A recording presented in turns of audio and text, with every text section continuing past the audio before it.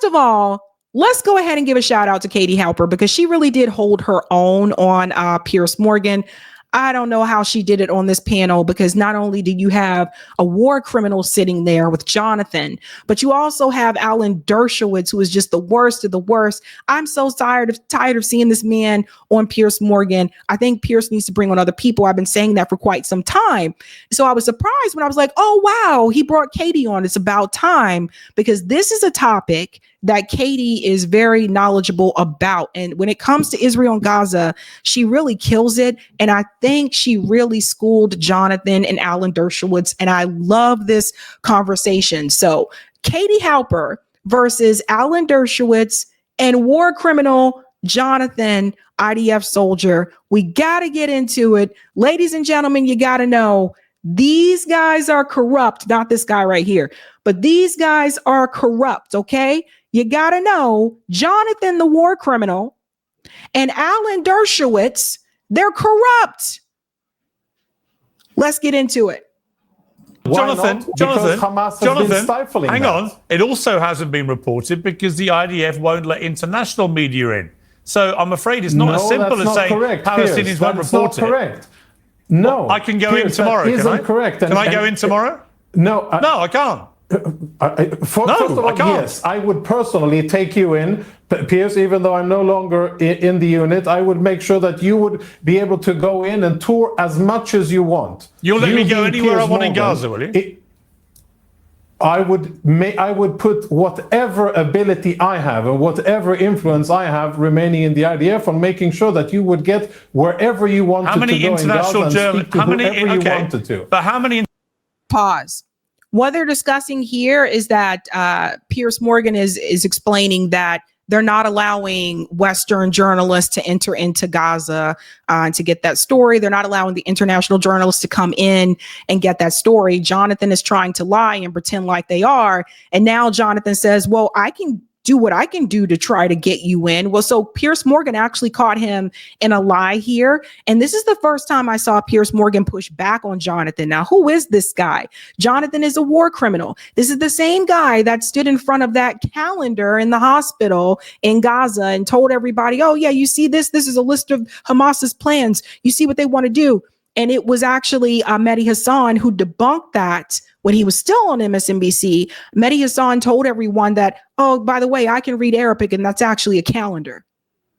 So that's who this guy is. Don't forget that. This guy right here, Jonathan, he is the guy who stood right there in front of that calendar and lied and said it was something that it wasn't. This guy is a war criminal, and he shouldn't even be on Piers Morgan's show.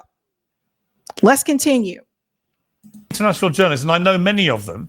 How many of them are currently in Gaza who want to be? I don't know how many are in Gaza, but I can tell you not enough. I can tell you, none. I tell you. None of them are. Well, have you read a report live from a Western journalist in Gaza? No, they're not allowed in. You can and many have. Many have done stories. Many have done stories from inside Gaza. Many have reported. Many have been. The only people who've done a report has been literally with the IDF at all times. In other words, a completely controlled environment. Not at all. Can I just come back on? Do you support then the targeted? Pause. I just want to remind everyone, even when CNN went there, they were with the IDF. Assassination of 188 Palestinian journalists. Do you support that? Because it sounds like you do. Well, hang on. No, he just said. Okay, but Matt, to be clear, we don't know they were deliberately targeted. Well, we do. There is clear suggestive evidence of something. The other day, the IDF put up a wanted poster for journalists in northern Gaza saying they were all affiliated with Hamas, basically echoing the same rhetoric, which is genocidal rhetoric and rhetoric which gets journalists killed. And you've basically, so I wanted to ask you, do you support? No. Okay, well, I'll ask the question. You ask the question. Does he support that? I will come back to that. We've been rejoined by Katie. Katie, I'm sorry we lost you there. We had a technical failure. You're back. I'm pleased to see. Katie, what do you want to say about this? Where are we? A year and a month into this war. Passions. Well, I think that the claim that any and all criticism of Israel is anti-Semitic is a total obvious weaponization of anti-Semitism. It's pathetic. It's dangerous. It harms Jews like me. Nobody ever says that. Excuse me, Alan. You always interrupt people because you're a bully. Please be quiet. Never say that. I love it. School these guys, Katie. School these guys. Yes, that's what he is. Alan Dershowitz is a bully. What I want to ask you, Alan, is Theodore Meron an anti-Semite? The Holocaust survivor who was on the committee advising the arrest warrants, is he an anti-Semite who used to be an ambassador for Israel? Okay, so he's of course not. He's wrong. And I've never said that. You're making it up. He's wrong when he advised you can be wrong without being an anti-Semite. He's wrong. Okay. He's wrong, and he's not an anti-Semite. Please use logic. Don't just use this kind of nonsense. You're so condescending and you're so disingenuous, and you condescending and disingenuous, and that's the Harvard in him, right? Like former Harvard professor, that's him. And please use logic. So if they feel like they can't beat you, right, with just plain old common sense, if they feel like you're starting to call out their bullshit, then they'll resort back to, oh my God, I'm smarter than you. They're not going to say it that way, but they'll say it in other ways. Use logic.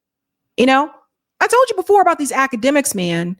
They think they know everything. You can never try to listen. Dr. Shiva and I had this conversation on the show, and I had to tell him, you don't know every damn thing. It gets old. It gets tired. Weaponize anti-Semitism all the time. So let me just finish. I'm going to finish. Okay. So the other thing is that, of course, you don't want to hear that Israel's committing war crimes. And you bring up the fact that under the ICC arrest warrants, by that logic, the U.S. could be tried for committing war crimes. Well, guess what? They should be. Because of course they committed war crimes. Of course they committed war crimes in Iraq. That's the point. You brought it up yourself. So this is an attack against America. As if that's disqualifying. Yeah. No, it's not an attack against America. It's to make sure Western leaders are held to the same standards that we hold other leaders to. And you hate that. Because the whole international legal system is based on the fact that you can go abroad and do what you want, but the people who are official enemies can't. Don't talk over each other because nobody can hear you. That is the simple reason. There's no other reason. Please don't talk over each other, because if you do, sorry, time out. If everybody talks over each other, no one can hear a word anyone is saying. I don't know why Piers Morgan, whoever is the moderator or the producer for the show, I don't understand why they don't just mute people. Like when it gets to this point, just mute people when everyone starts talking over each other. So Casey, finish your point, then I'll go to Alan. Thank you. Okay. But also Alan's numbers about civilians, and I apologize if you already covered this when I was disconnected, but his numbers about civilians are totally made up. There's no evidence of this. 90% of the victims of Israel's crimes against humanity have been women and children. And Jonathan, you are shaking your head, but you should pause. We're going to go back here. While you're listening to what Katie says, please listen very closely to what Alan Dershowitz says when she mentions the women and children. Anyone is saying. So Casey, finish your point, then I'll go to Alan. Thank you. Okay. But also Alan's numbers about civilians, and I apologize if you already covered this when I was disconnected, but his numbers about civilians are totally made up. There's no evidence of this. 90% of the victims of Israel's crimes against humanity have been women and children.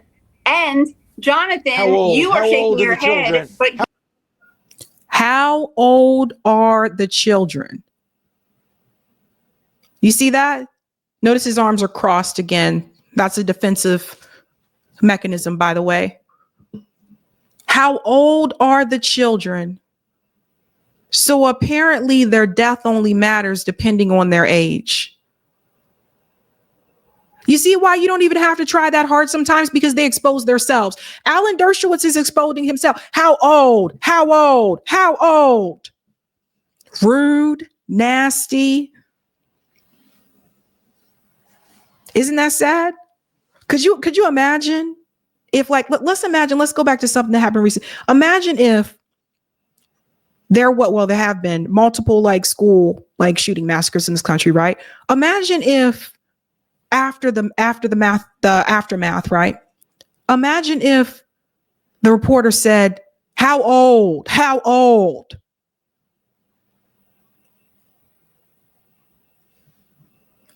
That's disgusting.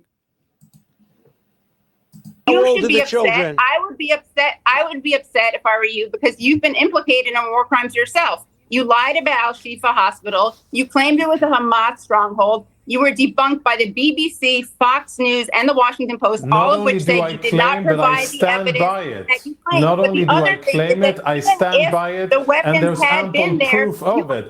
And the difference between you and I is that I was... So you see how Jonathan starts to interrupt because Katie came with receipts. He's been debunked by so many outlets, corporate media outlets, by the way, not just independent media.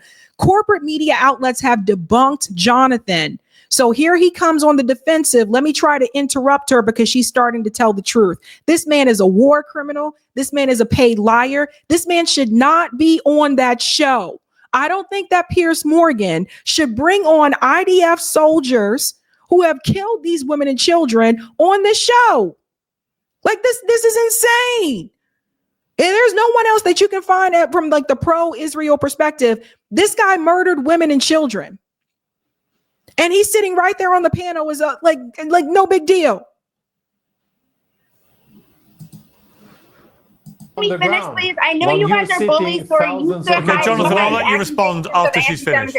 I need to finish. Thank you very much. Okay. So you've been implicated in 2 war crimes. One is you defended Yoav Galant's starvation order on October 9th when you went on a Twitter live and you defended it and you called them beasts. You called Palestinians beasts. The other thing is you lied about Al-Shifa Hospital. And what happened then? First of all, you lied. But second of all, I'm going to be charitable and say you didn't lie. Let's say everything you found, even though we know you edited the video, and we know this because the BBC, Fox News, and Washington Post all said that. But even if the things that you had found had been there, it would have been a war crime. Why? Because in order to justify the exception to violating a hospital, you have to prove that it's an active terrorist center, which you didn't prove, even with the fake evidence you provided. The other thing is you have to use proportionality no matter what, or else it's a war crime. You absolutely did not use proportionality when you killed hundreds to thousands of people. You executed them. You turned off premature babies incubators and condemned them to death. Yeah, hundreds of thousands. Executed. Yep. Okay. So that's Jonathan. So do you hear what Katie just said? That's why I told you this guy is a war criminal. And he's just sitting there kind of with a smirk on his face because he can't. Nobody has come on this show has been able to get that much out about him. I know Aaron had to debate him at one point, but they kept cutting Aaron off. So he didn't get to say as much as Katie did. But Katie got it all out. This is what I was trying to tell you guys. That is a horrible person that is on that panel. And I'm so glad that she came with receipts. So yes, he is a war criminal. Yes, he made really nasty remarks about Palestinian people. And I'll tell you this to Black people, to those of you watching, if he said those things about Palestinian people, what do you think he'd say about us? We got to put this all together. Let's continue. Where do you get your knowledge from? Katie, Which hundreds of thousands? You have Why are people like you allowed please don't talk over each other. You don't know what you're talking about. Okay, here's what I'll do. You Katie, don't even know what you're talking hold about. fire. Jonathan, please stop all talking over each other. You did, so you probably know more than I do. Katie, Jonathan, I'll let Jonathan respond. I'd like to respond Hang on. to these. I'll let Jonathan respond to the allegations that were made against you because that's fair. Jonathan. Yeah, I mean, it is just preposterous. I don't know what you base yourself on. I don't know where you get what you base your opinions on, but I can tell you unequivocally that you are so wrong, you don't even have a clue. When you start by saying genocide as if it's a popcorn, as if it's a snack, and as if it's happening on the ground, you can say it 100 times, you can say it 1,000 times. That doesn't make it into reality. Well, there is a case at the World Court, the highest court in the world. Israel is being investigated at the highest court in the world for what they call a plausible genocide. So it's not popcorn. No, that's disgusting to say that. Do you have no respect for international law? That is a case. Nobody can hear you guys. Okay, but look, it's important that you don't take your time to speak. Okay, let somebody finish, then go in. Otherwise, nobody can hear. It's offensive to the people, to the hundreds of thousands of people that have been killed in Gaza to call them term genocide popcorn. There is a case. But the thing is, honey bun, dude right here, he doesn't care if it's offensive, right? So telling Jonathan that it's offensive to refer to the genocide in Gaza as popcorn, he does not care. He doesn't care how many Palestinians have died. He's been killing them. He doesn't care if they're offended. If he did, he wouldn't call them racial slurs. He wouldn't call them, derogatory names. He does not care. Had to say that to you, hon. At the World Court, the highest court in the world. Time out again. Listen, honestly, we get nowhere when everyone just shouts. Alan, you've got your hand up, which just for the sheer fact you're asking politely, you can go. But Piers, I'd like to. It's so good. I'll come back to you, Jonathan. I will. Good. Everyone was shouting. Is that point? I'll come back to you, Alan. Piers, it is so good that you are putting on these two people and the rapporteur to make the case against Israel. It's so important that the public see what kind of people and the kind of lies. It starts out with somebody who says this is the worst documented genocide in history, which includes, obviously, the Nazis. I said it was the most documented genocide while it was happening. Yeah. I didn't say it was the worst documented genocide. That you added 6 million people were killed in the Holocaust. No, he did say while it was happening. I said while it was happening. So you're trying. This is a loyalty thing to try and obscure the facts. Let's talk about facts. You added that later. Don't for ad hominem attacks as you always do. Just. Are you not going to let me finish? You're not going to let me don't finish. misrepresent me. Alan, wait, please. Alan, you can finish, but just to be clear, I'm sitting next to Matt here in London, and to be clear, he did say while it was going on, and he specifically cited the use of mobile phones, that people are watching all this happening in real time. So it wasn't how you categorized what he said. Let's assume you're right. I don't think. See, here we go. Let's assume you're right. Now, Piers Morgan is sitting there in the same place. So he's telling you, no, that's not what he said. And what is Alan Dershowitz's job? Well, let's assume you're right, but I don't think that you are. Right. So we've seen him do that before. Again, that type of academic behavior. Right. I've heard this before. I worked in higher ed for years. Faculty love to do this type of, well, let's assume that you're right. I don't think you are, but let's assume you are. Come on, man. Oh, my God.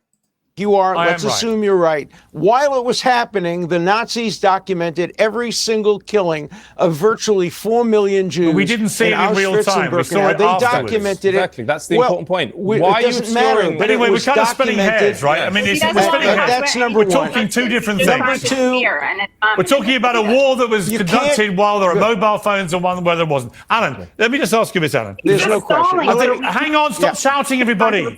Katie, wait. I can't get my points across. No, hang on. Everyone just stop talking. If everyone talks one at a time, we'll have a debate. Alan, I want to ask you this. The re-election of Donald Trump, other than an astonishing comeback politically for him, is going to have, I think, very significant ramifications for this war. My guess is that being the deal maker he is, he's going to try and do a deal to bring this war to an end. Do you agree with that? And do you think that the big picture here moving forward is that countries like Saudi Arabia, who have very good relationships with Trump, the Crown Prince in particular with Trump personally, that Saudi Arabia will still want to continue the road they were on to forge normalization with Israel at the end of all this. So how significant is Trump's re-election going to be, do you think, here? I think it's very significant, number one. Number two, I think I'm right that one word that hasn't been mentioned on this whole show is the cause of all of these problems, namely Iran. Iran hasn't been mentioned. The ICC hasn't issued warrants against the leaders of Iran for engaging in obvious genocide, murder of their own people, rapes, you name it. They haven't. What is up with Zionists? What's up with people like Alan Dershowitz calling out sexual assault that other countries, accusing other countries of sexual assault, but they won't admit to sexual assault that has happened, that people have been doing in Israel? Well, what is up with that? Whether it's Alan Dershowitz, whether it's Rabbi Shmuley, notice nothing about it. According to them, Israel does nothing wrong. And no, the perpetrator and the cause of all this is not Iran. The cause of all this is Zionism. The cause of all this is this ideology that says that basically Israel is supposed to have the land and that the Palestinian people are not supposed to be there. And that you're supposed to have an ethno state That is the cause of all of this. Now, of course, Alan Dershowitz is not going to admit that because he's not paid to admit that. People do what they're paid to do. A lot of these pundits do what they're paid to do. Again, with the exception of Katie and Mr. Matt right here, when it comes to Israel, they're all corrupt. That's your response. Netanyahu, Alan Dershowitz, Jeffrey Epstein when he was still around, Jonathan sitting here. They're all corrupt. It's corruption at the finest. If you didn't have an organization like AIPAC, this lobby that has such a stronghold on U.S. politicians, if you didn't have some of the resources in the Middle East that the U.S. was so consumed by, if we actually had moved away from that and we started to create an environment here years ago where we weren't dependent on those resources, the United States wouldn't give a crap about what Israel was doing. It's all about the money. So where there's no money, there's no resources. Where there's no resources, there's no money. And if you don't have either one, the U.S. don't give a damn. That's what it comes down to. They're all corrupt. All of them. Done that. And that shows the double standard. I think that Trump will be tough on Iran. And if Iran is disarmed and unable to send its proxies, Hezbollah and Hamas, we can see real peace in the region with Saudi Arabia as well. Now, Israel today announced that it has accepted generally the terms of a ceasefire with Hezbollah. Didn't we debunk that already? Israel has already broken that so-called ceasefire. Do you see how people just make themselves look like fools? Israel has already broken that ceasefire with Lebanon. So no, the peace, the idea of peace in the region is not relying on Iran. The idea of peace relies on you. It relies on Israel. As long as Israel is in power, as long as they are occupying people, as long as they are oppressing people, there will never be no peace. They say this as though everybody else is in power. Palestinians aren't in power. The Lebanese are not the ones in power. Israel is controlling that. So we have to point the finger at the person, the government, not the person, the government that is in power. When you control the land, the air, and the sea, and you control the space, and you have an Iron Dome to try to protect you, and you have bunkers, you are the one in power. And the one who holds the power is the one that can be the most dangerous. So the peace is not relying upon Iran. The peace is relying upon Israel. Also, Jake Sullivan, the head of our national security, announced the other day that the only barrier to a ceasefire in Gaza has been Hamas, not Israel. Israel has accepted these ceasefires. So I'm hoping that we can see peace.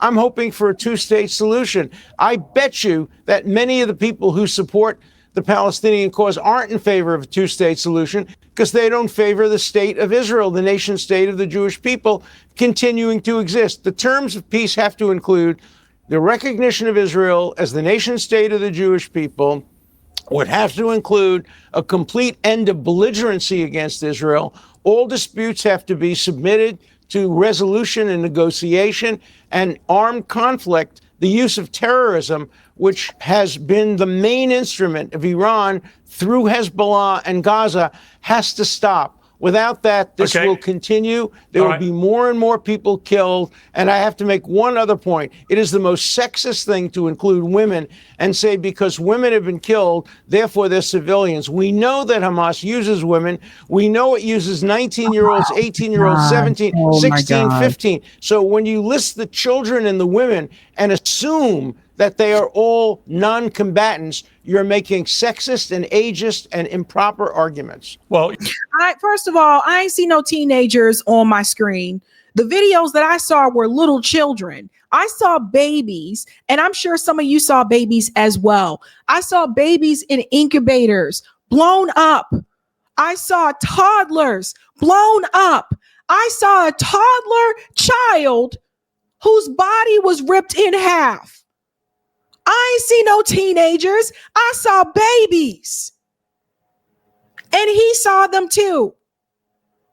So stop it with, here we go with the human shields. Everybody see what he's doing? They're using the people as human shields.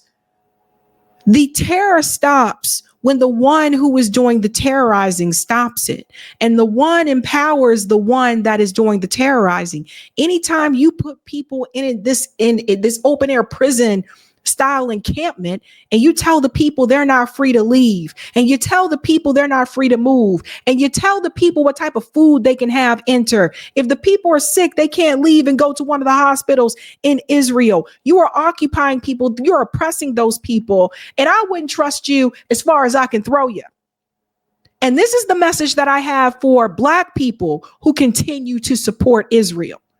The same things that they are saying about Palestinian people. What do you think they think about you? What do you think they say about you when your back is turned? What do you think they say about you when you're not in the room? You think that Netanyahu and his Likud government, you think they see you on the same level as them? They don't. They see you as less than too. That message goes out to the Hakeem Jeffries, the Richie Torres, the ones who take money from AIPAC, the Cory Bookers, the ones who sit up there and kiss Israel's ass. They see you as a pawn, and they use you to help them, to help their country. They don't care about you. They were sterilizing Ethiopian women against their will. They didn't want them to make more babies. They wanted an ethno state. So what do you think they think about you? Ay, ay, ay. You're also making an assumption. Hang on. You're also making an assumption there, Alan, which I don't think you have. I'm not hearing you. Well, you can hear me? Not hearing. Okay, we'll fix that. Let me come to Matt. Matt, what's going to happen here? Trump winning obviously is being perceived as good for Netanyahu and Israel, not good for the Palestinians. I'm not so sure. I mean, Trump is a pragmatist at heart. He doesn't like war. He thinks it's bad business, never mind anything else. He'll want to try and bring this to an end, but he'll also want peace in the region ultimately here. What do you think is going to happen? No, I think Trump is a disaster for the Palestinian cause. And I want to bring in Katie here as well, but he's right. Yeah. Trucks of food have 1,100 tons of food has been brought into Gaza. The gates are open. There's more crossings of humanitarian aid coming in, and there's a tremendous flood of international aid coming into Gaza. And to claim that there is starvation and famine and genocide and all of these very loaded terms is just nothing more than propaganda. And it is not propaganda. Hold on. Let's bring it back. Do I need to put this back up here again? Because I will. We can bring it back up again. Propaganda, he says, right? Didn't I just show you what they were doing? Let me pull it up here. Right about here. He says these things are lies, right? What is this? What is this? Look at it. What did I tell you? See? Hebrew writing white sugar, and the sugar bags are filled with sand. So you guys have got to see, again, as I said, Jonathan, he talking about propaganda. The propaganda is coming from Jonathan. The propaganda is coming from Alan Dershowitz. These people are professional liars. They're paid to do this, and they do it very well. Unfortunately, this time around, things don't seem to be working out in their favor, where more people have woken up to the lies of Israel. So I can show you, that's one video. You can go online and see many more like it, where they have been starving those people. Even the U.S. government admitted that they stopped bringing food in after October 1st. So Jonathan is a paid liar. Couldn't be further from the truth, Jonathan, and repeating it doesn't make it true. But at the risk of also repeating something which is true, the best way to prove what you're saying to the world is to let the journalists in, which at the moment the IDF doesn't want to do, which I'm afraid for me is extremely... We all agree with that. Yeah, I know, but it's a very significant thing to keep repeating. We agree with it, Piers, because, and as I said, because at the moment, the trouble is, Jonathan, at the moment, At the moment, we only have the IDS word for this stuff. And that's the problem with this whole war now. That's so not accurate. Well, hang on. Piers, that isn't accurate, and you know it. I'm not saying what you're saying is wrong. I'm just saying I would like to see it independently verified by independent journalists from outside. Anyway, and stop killing Palestinian journalists as well. That's very important. Let me bring in Katie. Let me bring in Katie now. Jonathan, let me bring in Katie. Let me bring in Katie. I'm not making up what I don't say. Don't listen to me as an authority on genocide. Listen to the genocide experts who have said that this is a genocide. People like Ira Nair, the human rights lawyer, who's also many top lawyers say it isn't. He says, what? Many top lawyers have also said it isn't genocide. Well, most genocide scholars have said it was. I don't think most is an accurate thing. No, I don't think it's most. Yes, I've seen it very split. I've seen it very split. We'll get the numbers in there later, but we can talk about it in a second. But I think it's also rich to hear Alan Dershowitz try to lecture anyone about sexism when you're Epstein's lawyer and friend. So that's one thing. Hey, being Epstein's lawyer doesn't mean he's a sexist. I'm proud to be Bill Clinton's lawyer. I'm proud to be everybody's lawyer. Don't attack me for being a lawyer. Lawyers do represent people. It doesn't mean that they are everything for those clients are. That's pure McCarthyism. Pure McCarthyism. Pure McCarthyism. I want to say, because that right there tells you something about Alan Dershowitz. Again, like, he gets pissed when you bring up Epstein, but you were the one going around on all these shows saying you were Epstein's lawyer and all that jazz. So you put it out there and people continue to bring it up. And yeah, it is really interesting that you're going to bring up sexism. That's the company that you keep. You're proud to represent people like Epstein and people like Bill Clinton because that's the company that you keep. Alan Dershowitz is a sad, sad, pathetic man, okay? A sad, corrupt, grimy, little angry man.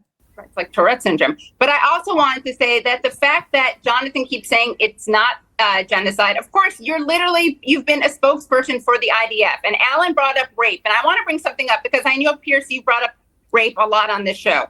And something that has never been brought up on mainstream television is the fact that Israel has committed rape. Israeli soldiers, the IDF that you were part of, Jonathan, and that you were a spokesperson for, has raped people. And not only have they raped people, it's been documented by the Israeli media. There's video of it from State Amman that was leaked from State Amman. You see a man who was basically gang raped. And what happened, he was then hospitalized. An Israeli doctor had said as much. He was hospitalized for We actually have talked about this a lot on the show, just to be clear. Okay. Yeah, we have talked about it. I talked about it with Jonathan.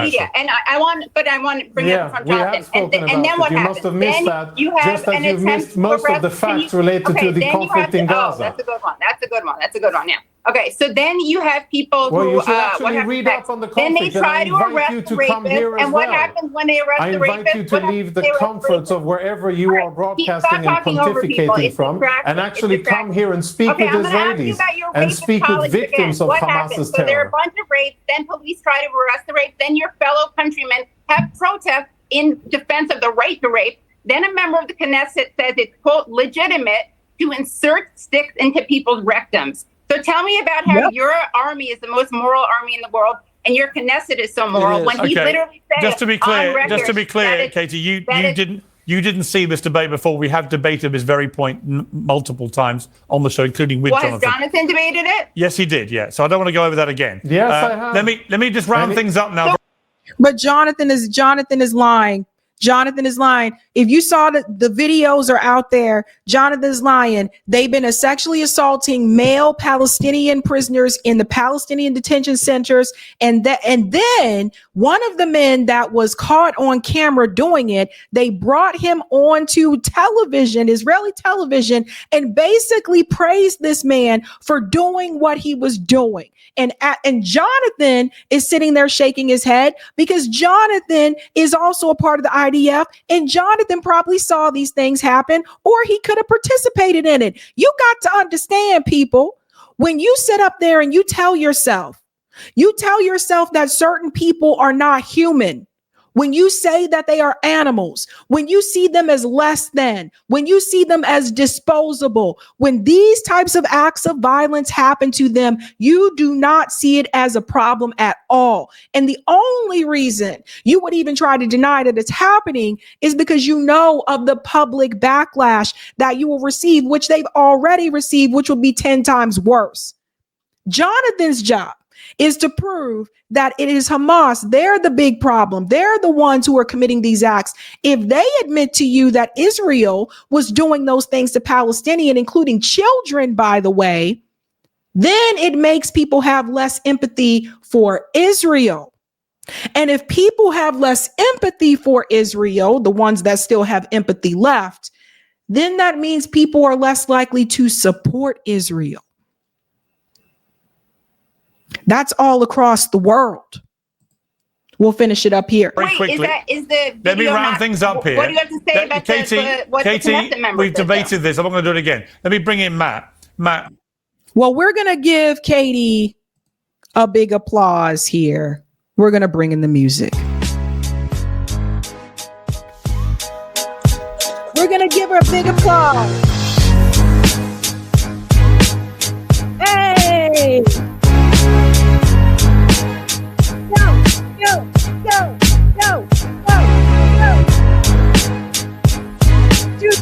Away. Good job there, Katie. Like I said, it's obviously not easy being on those Piers Morgan panels, but I think she held her own. And I think she got out as much as she could with receipts of information than other people can, because they're usually constantly overtalked and interrupted. So I think she really, she had her receipts ready to go. So kudos to Katie. Good job. And again, you just got to continue to keep pushing back on these liars, man. Hey guys, this was a Sabby clip. If you like what you saw, hit that like button and subscribe.